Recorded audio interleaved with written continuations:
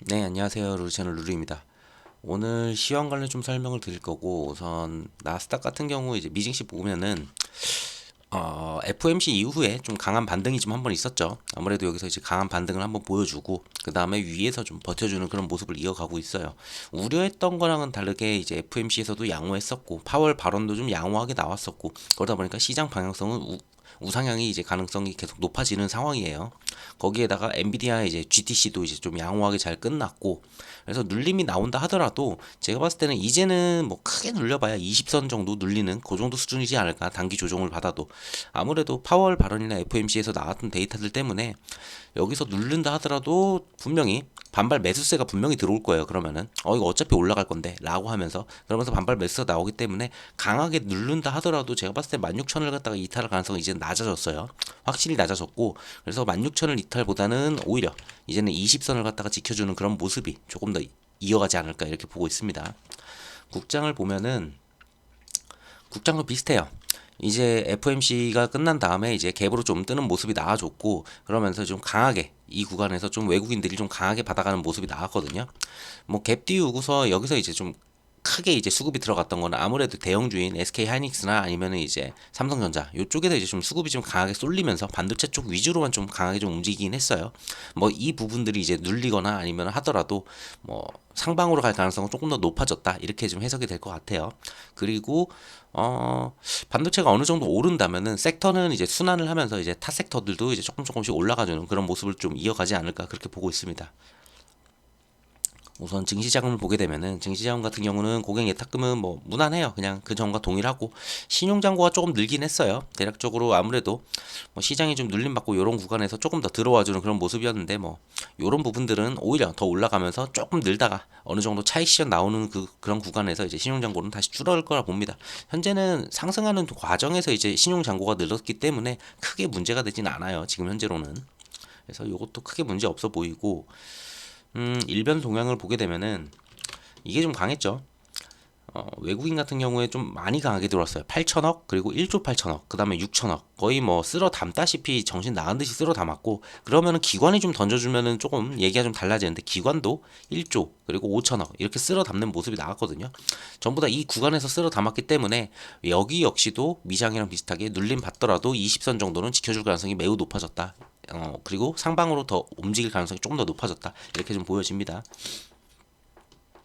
뭐 코스닥 같은 경우는 하루 이틀 정도 뭐 좀 수급이 좀 들어오긴 했어요. 뭐 3천억 정도 이렇게 들어오긴 했는데 여기서 이제 추가적으로 이제 더 들어오는지 그 정도만 봐주면 될 것 같고, 선물 같은 경우도 역시나 외국인은 1조 1천억 그리고 1조 5천억 이런 식으로 들어와 주는 모습. 그나마 이제 기관은 현물을 좀 사면서 선물은 조금 던지긴 했어요. 그러니까 얘네는 좀 정상적인 패턴인데, 외국인 같은 경우는 선물과 현물을 둘 다 쓸어 담았기 때문에 그냥 상방으로 그냥 때려 부었다라고 이렇게 볼 수 있을 것 같아요. 아무래도 갭을 띄었으니까 이런 자리에서 이제 개인들이 좀 이탈이 좀 많이 나왔고, 개인들이 이제 차익 실현하는 모습이 좀 많이 나왔고, 요 구간에서 만약에 옆으로 횡보를 때리면서 버텨준다 그러면서 수급이 계속 이런 식으로 들어와 준다라고 했을 때는 추가적으로 올라갈 가능성이 좀 높아지겠죠. 그 정도로 좀 이해해 주시면 될 것 같아요. 그럼 내용을 좀 볼게요. 뉴스 내용을 보게 되면은 FOMC 같은 경우는 이제 파월이 이제 미국 인플레 이제 둔화의 자신감을 좀 보이면서 발언이 좀 되게 비둘기파적이었어요. 그러다 보니까 6월에 금리 인하할 가능성도 좀 보여줬습니다. 왜 6월이었냐면은 그 FOMC 내용을 잘 보게 되면은 5월에 이제 기자회견 할 때 이제 물어봤어요. 5월에 금리 인하할 가능성이 있는지 이런 부분을 물어봤는데 여기에 대해서는 답변을 안 했어요. 근데 3회를 갖다가 인하를 한다고 했거든요. 근데 미국 대선은 11월이에요. 그러면은 요 전에 어쨌든 간에 11월 전에 진행을 해야 돼요. 근데 막 9월에 진행하기에는 약간 너무 이거 눈치가 보이거든요. 그냥 대놓고 이거는 대선 전에 한다. 약간 이런 모습이기 때문에 뭐 제가 봤을 때는 한 6월에 좀 한번 하고, 그리고 한 9월에 한번 하고, 그리고 11월경에 뭐 이런 식으로 한번 가지 않을까. 그러면서 3회를 갖다 때리지 않을까. 이렇게 보고 있어요. 자, 그리고 뭐 당연히 우리가 좀 생각했던 거는 금리 동결은 당연했었고, 이거는 뭐 거의 확정적이었으니까. 그리고 내용에서 점도표가 좀 중요하다고 했었는데, 점도표에서 이제 2차례로 바뀌지가 않고 그대로 3차례 이제 총 0.75bp를 75bp를 갖다가 내릴 거다. 약간 이런 식으로 이제 내용이 나오면서 시장이 좀 괜찮게 움직였죠. 그리고 이제 그러면은 파월이 구두로 조금 눌러주는 보통 그런 내용들이 나와야 되는데 그런 게 없었어요. 제가 전부터 말씀드렸던 거는 1월이랑 2월 데이터가 안 좋다라고 계속 말씀을 드렸잖아요. 매주 말씀을 드릴 때마다. 근데 파월은 물가가 2달 동안 올라갔지만 점진적 하락 추세는 바뀌지 않는다. 그리고 또 추가적으로 여기 내용은 없는데 1월 달에 좀 강하게 조금 지표들이 좀 다르게 좀 움직였었거든요. 이 1월 달 지표들은 계절적인 요인 때문에 그랬었다. 약간 요런 식으로 해석을 하면서 굉장히 앞에 있었던 데이터들은 그냥 약간 울퉁불퉁 약간 요런 식으로 내려갔다가 요런 식으로 내려가는 요런 과정 중에 하나다. 요런 식으로 해석을 하면서 굉장히 비둘기파적으로 이야기를 했어요. 그러면서 금리 인하를 3번을 계속 진행할 거다. 약간 요런 부분이기. 그리고 5월 달은 답변이 없었기 때문에 6월 가능성을 굉장히 크게 보고 있어요. 시장에서도. 시장에서는 어디 갔냐? 자, 우선은 올해 0.25bp씩 해가지고 0.25%씩 0.75% 정도 이제 금리를 내리겠다는 이제 시그널을 줬고요. 이거는 뭐 점도표에서 이미 나왔기 때문에 이건 바꿀 수가 없어요. 뭐 다음번 FOMC 바꿀 수가 있겠지만 오히려 금리 인하해야 되는 그 시기에 다다랐는데 그게 바뀔 가능성은 저는 없다고 봐요. 오히려 25년도, 26년도 금리 인하 정도를 갖다가 바꿀 수는 있겠지만 그거야 뭐 또 그 다음에 또 바뀔 수 있는 내용이니까. 지금 당장 있는 24년도 거는 제가 봤을 때는 이제 3회로 거의 굳혀지는 것 같아요. 이걸 바꾸기는 조금 어렵지 않나라고 좀 보고 있고요. 그리고 보게 되면은 아무래도 11월에 이제 미국 대선이 있죠. 미국 대선이 있고 그리고 지난주에도 말씀드렸지만 바이든이 금리 인하를 갖다 언급을 했어요. 금리 인하해야 되지 않겠냐라는 분위기였고 트럼프 역시도 지금 연준은 정신 나갔다. 약간 이런 식으로 이야기를 하면서 금리 인하를 계속 압박을 주고 있습니다. 그러한 상황에서 지금 연준이 금리 인하를 안 할 수가 없어요. 뭐 당연히 독립된 기관이라고는 하지만 이러한 부분들을 분명히 따라갈 수밖에 없고 시장에서는 지금 11월 이제 대선이 있죠. 11월 대선이 있다 보니까 여기에서 3번을 그 전에 때리려면은 아무리 늦어도 6월에는 이제 페드가 이제 금리를 갖다 인하를 해야 된다는 게 이제 분석이고요. 저도 그렇게 보고 있어요. 그래서 6월 가능성이 좀 매우 높아 보입니다. 그리고 9월에는 이제 금리 인하를 그때 시작하면은 대선과 너무 가까워가지고 분위기가 이거 대선 노리고서 그냥 금리 인하 한번 때리는 거네. 약간 요런 분위기가 만들어질 수 있기 때문에 6월부터 뭔가 점진적으로 하는 것처럼 보여줘야지 이거 대선 때문이 아니고 그냥 금리 인하 할 때가 돼서 했어. 약간 요런 식으로 페드의 신뢰성을 갖다 확보하기 위해서라도 6월부터 진행할 가능성이 좀 더 높아 보입니다. 5월 할 수도 있을 거는 같아요. 5월도 좀 가능성이 보여지는 게 뒤에서 말씀드리겠지만 지금 스위스가 먼저 금리 인하를 했어요 이번에. 그리고 ECB 같은 경우가 5월에 지금 때리려고 하는 것 같아요. ECB 이제 유럽 같은 경우도 금리 인하를 5월 정도 지금 얘기가 나오고 있고 그렇게 됐을 때는 미국이 아무리 늦어도 그럼 미국은 6월은 무조건이다라고 보여집니다. 그러니까 5월일 가능성도 있기는 해요. 근데 약간 낮아 보이고 6월 가능성이 조금 더 매우 높아졌다. 이 가능성은 주변국들의 지금 금리 인하 상황을 봤을 때는 미국도 6월에는 진행할 가능성은 매우 높습니다. 그래서 그냥 6월로 거의 확정적으로 박을 수도 있을 것 같아요. 제가 봤을 때는 분위기가. 요 정도로 이제 좀 내용이 있었고 또 추가로 내용이 있었던 거는 지금까지 이제 대차 대조표를 갖다가 계속 진행을 해왔잖아요. 그러니까 돈을 이제 흡수를 해가지고 유동성을 갖다 말리는 거거든요. 그래가지고 페드가 지금까지 가지고 있는 뭐 국채나 이제 주택저장증권, MBS 이런 걸 줄이는 방식으로 이제 급격하게 시중의 유동성을 축소해 왔습니다. 유동성을 갖다 줄이려고 이제 다 흡수를 하는 거죠. 그랬는데 요 흡수하는 과정들을 갖다가 더 이상 하지 않겠다. 이 속도를 갖다가 늦추겠다. 지금 뭐 몇백억 달러씩 지금 계속 매달 이런 식으로 하고 있는데 자 그런 부분을 갖다가 이제 양적 긴축 완화를 갖다가 이제 논의를 했고 위원회에서도 조만간 속도를 늦추는 게 적절하다는 공감대가 형성이 됐다. 이 이야기는 돈을 더 이상 흡수하지 않겠다는 거, 유동성을 더 냅두겠다. 그러니까 지금까지는 긴축 위주로 갔다면은 긴축을 더 이상 하지 않겠다라는 거죠. 여기서 돈을 흡수하지 않고 그 다음에 금리를 내린다는 거는 돈을 풀어주겠다는 거예요 시장에다가. 그렇게 보시면 돼요.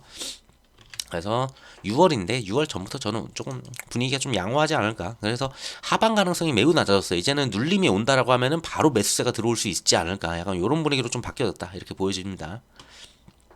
그리고 미국 경기에는 뭐 이제 자신감이 있다. 뭐 이제 GDP도 지금 좋고 전체적으로 나쁘지가 않기 때문에 뭐 연착륙할 가능성이 매우 높다. 약간 이런 식으로 좀 얘기를 했습니다. 그러다 보니까 시장이 좀 강하게 올라왔고 거기에 이어서 FOMC 다음에 바로 나온 게 이제 마이크론은 이제 실적이 있었죠. 근데 시간 외에서 실적이 좀 잘 나오다 보니까 또 18%가 급등하는 모습. 그러면 반도체들 또 가겠네. 거기다가 금리 인하까지 확신을 해줬고 3회 점도표도 3회 인하를 갖다가 이야기를 해줬고 그 파월이 또 비둘기적으로 또 대차도표도 또 진행한다고 얘기도 해줬고 그러면 시장은 무조건 우상향이네. 약간 이런 식으로 본 거죠. 뭐 일부러 이런 식으로 갈 수는 있어요. 우상향하는 과정에서 이런 거 빼고 어쨌든 간에 다음 방향성은 우상향일 가능성이 높다라는 걸 갖다 확인을 시켜줬고 실적도 양호했다. 그래가지고 증시는 나스닥이 뭐 3일 연속 사상 최고치를 갖다 찍는 모습이 나왔고, 그 와중에 이제 엔비디아 같은 경우에는 주중에 이제 4% 정도 올랐고, 마지막 날 이제 뭐 3% 정도 급등을 하면서 총 한 7% 정도 이제 상승하는 모습을 보였어요. AI 발도 있지만 이 AI가 더 움직이려면은, AI 관련주가 움직이고 뭐 나머지 섹터들도 움직이려면 금리 인하에 대해서 확신을 줘야 되는데 FOMC에서 확신을 줬다는 거죠. 그러다 보니까 나스닥도 연일 사상 최고치를 찍는 그런 모습입니다. 자, 패드워치를 보게 되면은 우선은 5월 가능성은 조금 낮기는 하더라고요. 지금 이게 5월 가능성인데, 5월 같은 경우는 금리 동결 가능성이 이제 87%예요. 그러니까 동결할 가능성이 좀 더 높아요. 근데 전보다는 낮아졌어요. 자, 일주일 전만 하더라도 93%였거든요. 93%에서 87%로 내려온 거고, 자, 금리 인하를 할 거야. 5월 달에 할 거야가 0.1%밖에 안 됐었는데, 이게 아니죠. 금리 인하를 할 거야가 6.4%밖에 안 됐었는데 지금 12.3%까지 여기 올라와 있어요. 그러니까 한번 내리는 게 오히려 5월일 수도 있겠네 라는 그런 분위기가 어쨌든 깔려 있어요. 근데 뭐 이거는 가봐야지 하는 거니까 5월은 저도 잘 모르겠어요. 근데 6월 가능성은 거의 확신이 드는 게, 주변국들 좀 이따 얘기하겠지만 거의 분위기가 6월에는 무조건 미국도 금리 인하를 할 수밖에 없는 그런 한세인 것 같습니다. 자, 그래가지고 요 데이터를 보게 되면은 오히려 동결을 할 거야가 6월 달에 이제 41%였었는데 지금 동결할 거야라는 이야기가 이제 24%밖에 안 되죠. 그리고 금리 인하를 한번 내릴 거야 6월 달에. 그게 66%로 그 전에는 55%였는데 많이 올라왔죠. 오히려 저는 이거 시간이 가면 갈수록 더 올라갈 거라고 보고, 얘는 더 줄어들겠죠. 그리고 얘는 조금씩 올라갈 가능성이 있어요. 그런 식으로 해서 6월 가능성이 매우 높아지고 있다, 이렇게 봐주시면 될 것 같아요. 다행인 거는 뭐 FOMC랑 이쪽에서 분위기 좋게 저렇게 금리 관련해가지고 이야기를 해주다 보니까 우선 채권 금리가 좀 강하게 내려갔어요. 좀 위험한 자리였긴 했거든요, 지금. 자, 앞에 있었던 고점들을 갖다가 지금 끝까지 올린 다음에 여기서 매파적인 이야기만 한번 나와봐, 아니면은 점도표가 2회 정도로 줄어봐 하면 바로 올릴 거야, 약간 요런 분위기였거든요, 갖다 대놓고서. 자, 근데 그런 분위기가 꺾이니까 쭈르륵 빠지는 모습, 4.2까지 빠졌는데 제가 봤을 때는 지금 중요한 위치는 요게 아니고 라인을 갖다 한 요 정도로 그거 봤을 때 대략적으로 한 4.1 요 정도까지 내려와 줘야 돼요. 요 구간에 들어와 준다라면 그러면 이제 채권금리 확 내려갈 수 있겠네, 약간 요런 분위기 나올 수 있으니까 조금 그래도 전보다는 긍정적으로 바뀌었다, 채권금리도 이렇게 봐주시면 될 것 같고. 그리고 유럽 쪽에서는 아직 금리 인하한 곳은 없었는데, 자, 스위스가 갑자기 깜짝 금리 인하를 합니다. 그러니까 선진국 중에 금리 인하하는 곳이 없었어요. 사실 뭐 저기 남미나 이런 데는 막 금리 인하 떼려는 데 있는데, 그리고 중국도 금리 인하 하고 있죠. 자, 근데 선진국 중에서는 금리 인하한 케이스가 없었는데 스위스가 먼저 금리 인하를 시작을 했고요. 그러면서 글로벌 피벗을 스타트했다. 그리고 이제는 주변국들이 전부 다 얘기하는 게 미국보다 먼저 금리를 내려야 된다라는 이런 얘기가 나와요. 그러면서 스위스가 먼저 이번에 3월 달에 금리 인하를 했고요. 지금 따라서 하려는 곳들이 영국, 호주도 지금 이제 금리 인하를 바로 진행을 하려고 해요. 그러면은 뭐 4월이 됐든 5월이 됐든 하나둘씩 나올 거고, ECB 같은 경우는 6월 달에 이제 금리 인하를 할까라고 했었는데 6월에는 금리 인하를 한다고는 했어요, ECB도. 근데 약간 분위기가 스위스가 이런 식으로 나오니까 ECB가 먼저 5월일 가능성이 높아졌고요. 5월 금리 인하, 그리고 미국 같은 경우가 지금 이제 6월이 될 거고요. 그리고 캐나다, 영국도 거의 6월 아니면 뭐 7월쯤에는 다 바로 따라서 바로 진행하는 그런 순위 되지 않을까 봅니다. 스위스가 먼저 때렸고 주변국 중에 하나 둘 정도, 뭐 호주 같은 데가 먼저 때릴 수도 있겠죠. 그 다음에 이제 따라오는 데가 22가 따라갈 거고, 그 다음에 미국이 이제 금리 인하를 하게 되면 나머지 애들은 주르륵 전부 다 금리 인하를 시작할 거라고 봅니다. 그 정도로 하다 보니까 채권 금리로 좀 내려왔고, 시장 분위기도 나쁘지 않게 좀 흘러가는 것 같아요. 그래서 하방으로 눌림이 나올 만한데 하면은 바로 또 들어 올리는 모습, 또 눌림이 나올 만한데 하면 들어 올리는 모습, 약간 이런 식으로 지금 움직이고 있다, 이렇게 보시면 될 것 같아요. 뭐 단기적으로는 뭐 과하게 올라갔으니까, 뭐 예를 들어 국장도 뭐 갭 뛰고 올라갔으니까 뭐 하루 이틀 정도는 좀 쉬어갈 수는 있어요. 그 정도 아닌 이상 여기도 뭐 이제 조금 살짝 뛰었잖아요. 뛰었으니까 이제 좀 과하지 않았냐, 약간 이런 내용들이 있다 보니까 눌리면 나올 수 있겠죠. 근데 제가 보는 거는 16,000이면 충분하다, 지지받을 만하다, 지금 현 상태에서는. 그리고 국장 같은 경우 눌리더라도 앞전에 이제 저항으로 잡혔었던 위치들, 저항 이런 자리가 지금 대략적으로 2,600 후반대예요. 그러니까 2,700 정도인데 눌림이 오더라도 2,700은 지지할 가능성이 높아 보입니다. 그래가지고 2,700을 지지하는 모습으로 또다시 상방으로 가는 이러한 모습들이 이어가지 않을까, 그렇게 보고 있고요. 자, 그래서 분위기는 많이 좋아졌다. 자, 근데 이제 미국 얘기는 여기까지 하고 이제 이스라엘 쪽으로 가게 되면은, 이스라엘이 지금 계속 공격을 하려고 하는데 미국이나 이제 주변국들, 유럽도 그렇고 미국도 그렇고 계속 휴전을 갖다가 압박을 하고 있어요. 휴전을 갖다 시키려고 하는데 네타냐후가 끝까지 이제 공격을 하고 이걸 마무리를 하겠다는 약간 그런 의지를 계속 비치고 있습니다. 그러면서 이제 미국도 약간 돌았으니까 미국의 지지가 없어도 된다. 우리가 알아서 그냥 공격하겠다. 약간 이런 분위기예요. 지금 상황이 좀 좋진 않아요, 이쪽은. 그래서 좀 휴전을 하면은 여기까지 휴전을 해주면은 참 분위기가 되게 좋아질 텐데 그런 분위기는 없다 이렇게 보여지고요. 자, 미국 방금 말씀드린 대로 미국이랑 유럽 그리고 이스라엘의 휴전 압박을 계속 하고 있고요. 블링컨도 지금 가가지고 이제 얘기하는데 아랍 동맹국이랑 여기저기 돌아다녔는데 전부 다 지금 휴전을 해야 된다라고 얘기를 하고 있어요. 그러다 보니까 미국도 아랍 동맹국이랑 의견이 일치하다. 너희 휴전해야 된다. 약간 아무래도 대선을 좀 바라보는 것도 있기는 해요. 뭐 이제 트럼프도 그런 말 했죠. 이스라엘이 저렇게 전쟁 계속하는 거는 바이든 때문이다라고 얘기를 하듯이 그러다 보니까 이걸 어떻게든 압박을 해가지고 휴전을 좀 우선 시켜놓고 대선을 좀 좋은 분위기로 좀 이끌려는 그런 분위기도 좀 없지 않아 있어 보입니다. 자, 그리고 자, 미국 같은 경우는 그래서 26일 이제 돌아오는 이제 화요일 정도 되겠죠. 화요일 정도 이제 이스라엘이랑 국방장관 회담을 합니다. 그러면서 라파에 대해서 지상전에 대해서 논의를 할 건데 이게 아니고 대안으로 논의를 한다는 거는 휴전을 하는 쪽으로 하면서 뭐 다른 걸 뭔가를 쥐어주겠죠. 그런 게 있어야지 얘네도 전쟁을 좀 미루면서 그럴 수 있는데 어떤 내용이 나오는지 이거는 그때 가서 지켜보면 될 것 같고요. 이것 때문에 막 시장이 엄청 출렁거리거나 이러진 않아요. 다만 이것 때문에 인플레이션이 조금 스티키한 부분들이 계속 이어가지 않을까 약간 그런 게 좀 걱정되는 거죠. 자, 그리고 홍해에서는 자, 미국이 결국은 후티 거점을 때리기 시작했어요. 지금 미국 대선이 얼마 안 남았기 때문에 뭐 이렇게 장난식으로 그냥 한 대 치면 한 대 하고 요런 속도로 갔다가는 얘네들을 갖다가 완전히 마무리를 시킬 수가 없다 보니까 후티 거점을 때렸고 그래서 예멘 수도에도 이제 폭발음이 이제 나오기 시작합니다. 그래서 빠르게 미국이 만약에 바로 진짜 제대로 들어간다라고 하면은 제가 봤을 때는 빠르게 정리를 할 수 있다고 보는 위치거든요. 뭐 그 정도 힘이 있으니까 미국은. 그래가지고 요게 얼마나 이제 좀 하는지 보시면 될 것 같은데 아직은 뭐 매우 공격적이다 이러진 않아요. 뭐 지하 저장소 뭐 3곳 정도를 때렸다 요 정도인데 어쨌든 간에 후티 거점을 때렸고 이제 수도 근처에다가 폭발음이 막 났다. 요런 것들은 조금 전과는 좀 다른 분위기예요. 미국이 하는 거는. 그래서 미국도 지금 홍해 쪽 빨리 정리를 하려고 하는 분위기가 슬슬 포착이 되고 있고요. 여기 때문에 지금 솔직히 인플레가 조금 우려되는 건데 여기만 좀 정리가 돼도 특별하게 우려되는 부분들은 없을 것 같아요. 시장에서. 자, 그리고 러시아 공연장에 테러가 있었죠. 그 테러가 있었는데 미국이 바로 얘기했던 거는 미국은 IS가 공격을 했다라고 하는데 러시아는 이때다 싶은 건지 아니면 진짜인지 모르죠. 러시아는 우크라이나가 공격을 했다. 우크라이나가 와가지고 이거 테러한 거다. 지금 130 몇 명이가 막 죽었다고 하거든요. 그러다 보니까 이걸 가지고서 러시아는 우크라가 했다라고 하면은 우크라이나를 공격할 수 있는 뭔가 명분이 생기죠. 아무래도 명분이 생기다 보니까 요걸 이제 끌고 갈 건지 아니면 미국 말대로 IS가 한 건지 이런 내용들이 나오겠죠. 네, 이런 공격 배후 내용들이 나오게 되면은 이제 좀 어떤 식으로 좀 갈지는 볼 수 있을 것 같고 러시아 같은 경우는 계속 우크라이나를 밀고 있어요. 테러 배후로 이제 우크라이나가 이제 러시아를 공격한 거다. 그러다 보니까 이걸 명분으로 휴전을 압박할지 휴전 테이블에 지금 안 올라오잖아요. 우크라이나가 너네가 이렇게 민간인을 죽였으니까 이렇게 할 순 없지 하면서 휴전 테이블을 안 치면서 휴전을 갖다 압박을 할지 아니면은 이걸 명분으로 우크라이나를 더 강하게 공격하면서 민간인을 공격할 수 있는 그 명분이 생긴 건지 뭐 어떤 식으로 이걸 활용할지는 이제 푸틴이 이제 결정하겠죠.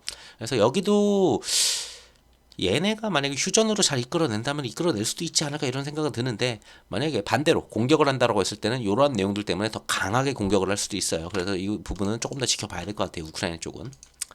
자, 그리고 미 대선까지는 계속 지지율은 계속 봐야 돼요. 어차피 이제 바이든과 트럼프의 재대결로는 이제 확정이 됐고 경선들을 전부 다 거쳐온 만큼 자, 그래서 바이든과 트럼프가 원래 트럼프가 한 4에서 5% 정도 강했었거든요. 근데 이번에 헤일리가 약간 빠지고 헤일리가 이제 트럼프를 지지한다는 내용이 없다 보니까 약간 헤일리 표가 조금 분산됐는데 바이든 쪽으로 좀 많이 가기도 했어요. 그런 부분들도 있고 그러다 보니까 여론조사에서 지금 44%로 동률이 이제 나오기 시작합니다. 뭐 지난주에도 동률 얘기가 몇 군데에서 좀 나오긴 했는데 일부 좀 트럼프가 좀 더 강한 부분들이 있어서 특별하게 다루질 않았어요. 근데 지금은 확실히 거의 동률로 박빙으로 약간 움직이는 것 같고요. 그래서 요 부분에 따라서 이제 관련주들 움직임들 좀 볼 수가 있다 보니까 지지율은 계속 꾸준히 봐주셔야 되는 그런 상황이라고 봅니다. 자, 계속 봐주시면 되고요. 저건 매주 보면 되고 다음 주에 뭘 봐야 될까 보면은 솔직히 이제 봐야 될 거는 GDP랑 PC예요. 미국 GDP가 이제 나오는데 GDP는 뭐 그렇게 희한하게만 나오지만 않으면은 웬만해서 그냥 양호하게 나온 다음에 미국은 역시 탄탄해 하면서 이제 지나가지 않을까 이렇게 보고 있고요. 자, PC가 중요하죠. 연준이 가장 중요하게 보는 게 PC 물가 지표고 이 발표가 이제 금요일 날 있어요. 그러다 보니까 뭐 다음 주 돼서 또 말씀드리겠지만 요 내용으로 이제 좀 시장의 좀 방향성을 어떻게 잡아줄지. 연준이 FMC에서는 좋은 얘기 많이 했어요. FMC에서 좋은 얘기를 했지만 근거가 없잖아요. 지금 이거는 울퉁불퉁 이렇게 내려가고 있어라고 했지. 그러니까 살짝 올라온 거는 뭐 이럴 수 있는 거야라고 했는데 그걸 갖다가 입증해 시켜주는 게 이번 PC이다. 만약에 이번 PC가 0.1%라도 빠지면서 괜찮게 나왔다라고 하면은 FMC에서 파월이 얘기했던 게 맞다는 거죠. 그러면은 시장은 상승할 가능성이 높고 채권 금리는 빠질 가능성이 높겠죠. 그러면서 시장은 더 강한 모습을 한번 보여줄 수 있겠다라고 봅니다. 자, 그래서 언제냐라고 봤을 때는 목요일부터 조금 볼 게 있는 것 같아요. 목요일 정도 돼가지고 목요일에 여기 GDP들 좀 나오죠. GDP들 좀 나오고 그 다음에 신규 실업 청구 건수 요거 하나 나오고 그 다음에 미시간에서 이제 데이터 발표하는 거 인플레이션이나 아니면 소비자 기대 심리 정도 나오고요. 그래서 목요일 날 조금 데이터들이 좀 나오고 금요일 같은 경우는 장 시작 전에 이제 나오죠. 금요일 같은 경우에는 자 이제 예상하는 게 MOM 같은 경우에 PC MOM 같은 경우에 0.3% 0.4에서 0.3으로 빠질 거야라고 예측을 하고 있고요. 아직은 연단위 YOY 같은 경우는 예측치가 안 나와 있어요. 이 예측치는 안 나와 있는데 자, 우선은 2.8에서 얼마가 될지 모르지만 저는 최소한 보고 있는 게 2.7. 2.7만 나와줘도 시장은 환호를 할 거예요. 왜? FMC에서 이미 환호를 할 수 있게 해줬는데 그게 근거가 될 만한 데이터가 PC이죠. PC가 이번에 나오는데 걔가 만약에 0.1라도 빠지는 모습이 나왔다 라고 하면 시장은 역시 맞네. 파월 말이 맞았네. 그러면 6월 금리 인하 하겠네. PC도 잘 빠지고 있고 그냥 울퉁불퉁 이런 식으로 빠지는 과정 중에 하나야. 이렇게 해석을 할 수 있거든요. 그래가지고 여기서 2.7 이하로만 나와준다면은 시장은 환호를 하면서 또다시 한 번 정도 또 상단을 돌파하는 그런 모습들을 좀 보여줄 가능성이 높아 보여요. 근데 CPI를 봤을 때는 이게 CPI랑 계산법이 조금 다르긴 한데 CPI가 완전히 틀리진 않거든요. CPI를 봤을 때는 이게 CPI를 봤을 때는 PC가 잘 나올까 싶기는 해요, 개인적으로. 근데 여기 MOM은 좀 빠진다고 하는 거 보니까 빠질 것 같기도 하고 그랬을 때는 한 0.2.7 정도 나올 수도 있을 거는 같은데 CPI를 같이 비교하면서 보면은 이게 안 빠지고 한 2.8 나올 수도 있겠다는 생각이 들어요. 그냥 동일하게 2.8이 나와준다라고 했을 땐 시장이 이게 맞나? 약간 왔다 갔다 요 정도 보합권에서 좀 움직이는 그 정도 수준일 것 같습니다. 그래서 어떻게 나오는지는 금요일 날 보시면 될 것 같아요. 그래서 시장은 뭐 눌릴 수는 있어요. 급격하게 올랐기 때문에 한 번 정도 눌릴 수는 있겠지만 다음 주에 눌린다고 해도 웬만해서 반발 매수세가 강하게 들어올 거고 그리고 외국인과 기관이 이런 식으로 강하게 들어왔기 때문에 얘네들이 여기서 냅다 다 던지지 않는 이상 이걸 싹을 다 던지고 이거 이상 던지는 거 아닌 이상 그냥 상승 후 눌림 받고 그러고 움직이지 않을까 이렇게 보고 있습니다. 그래서 시장은 전반적으로 상향으로 좀 움직일 거고 지금 내 종목이 안 움직이는 거는 아무래도 반도체 쪽이 우선 선제적으로 좀 움직이는 모습이 있다 보니까 섹터 순환이 아직 안 된 거고 얘네들이 한 번 더 올라간다고 했을 때는 제가 봤을 때는 섹터 순환이 갈 수밖에 없어요. 반도체만 가지고 영원히 끌어올릴 수가 없다 보니까 나머지 애들도 어느 정도는 끌어올라가는 모습들을 좀 보여줄 거라 봅니다. 시장은 좀 많이 양호해졌으니까 좀 편하게 투자하시면 될 것 같아요. 영상 들어주셔서 감사합니다.